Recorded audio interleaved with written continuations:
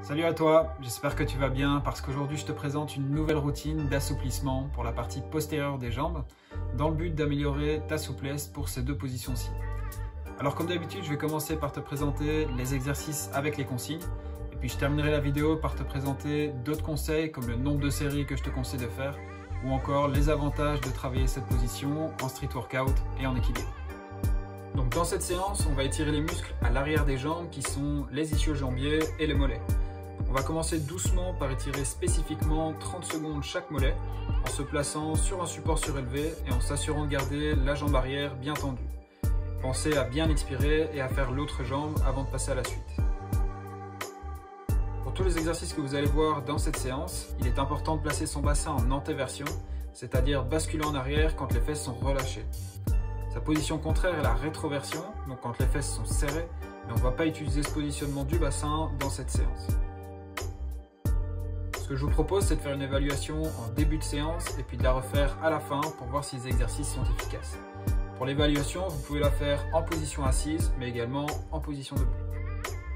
Alors la routine que je vais vous partager se compose de 4 exercices et on va commencer par le plus simple parce qu'on va venir se coucher au sol avec les fesses collées contre le mur. Pour étirer les ischio-jambiers, on va s'assurer de garder les quadriceps contractés pendant toute la durée de l'exercice et on va attendre 30 secondes dans cette position avant d'enchaîner sur un exercice actif.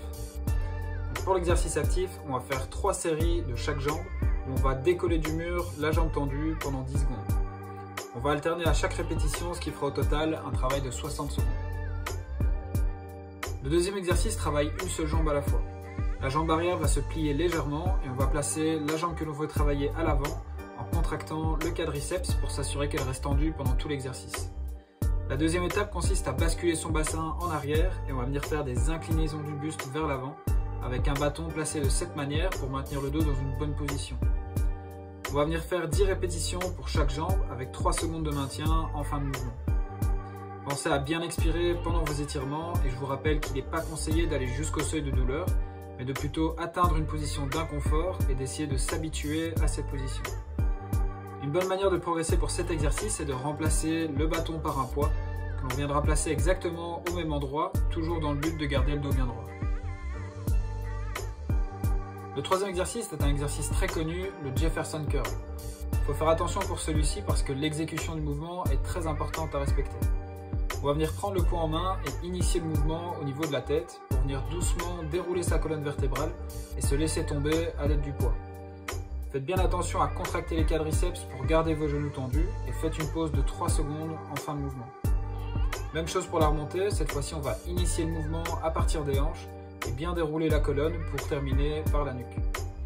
N'essayez pas d'aller trop vite pour pouvoir vous focaliser sur la qualité du mouvement et faites seulement 3 à 5 répétitions au total.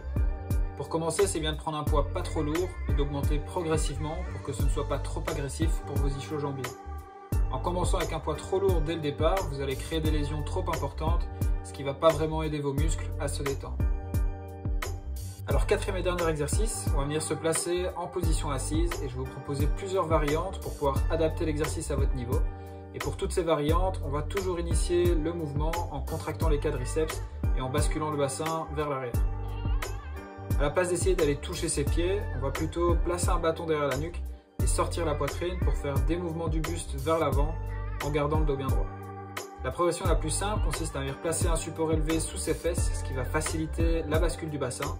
Et la deuxième progression se fera sans support, mais toujours avec l'aide du bâton. Peu importe la progression que vous choisissez, on va faire 10 répétitions où on va maintenir la position 3 secondes en fin d'amplitude. Comme pour les autres exercices, la dernière progression consiste à remplacer le bâton par un poids que vous placerez de cette manière, toujours dans le but de garder le dos bien droit.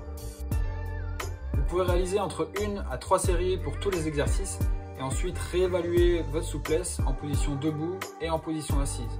N'oubliez pas de bien initier le mouvement en basculant le bassin vers l'arrière pour d'abord incliner le buste vers l'avant avant de venir essayer de toucher vos pieds. Donc comme d'habitude, je vous conseille de réaliser la routine 1 à 2 fois par semaine maximum en respectant au mieux 3 jours de repos en chaque séance. Je vais terminer la vidéo par vous présenter les avantages de travailler cette position en street workout et en équilibre. Premièrement, le fait d'avoir les jambes bien tendues va vous aider à avoir un L-sit plus esthétique, ce qui peut également vous aider pour évoluer vers le V-sit, qui est un skill qui demande surtout beaucoup de souplesse. En équilibre, le fait de pouvoir aller déposer vos mains confortablement au sol va vous aider à travailler votre équilibre en force avec les jambes tendues, ou encore pour avoir de belles figures que je ne maîtrise pas encore proprement, comme une pike ou une seven. Donc voilà, j'espère que cette vidéo t'aura plu. Moi je te dis à bientôt pour une prochaine vidéo de souplesse. Ciao!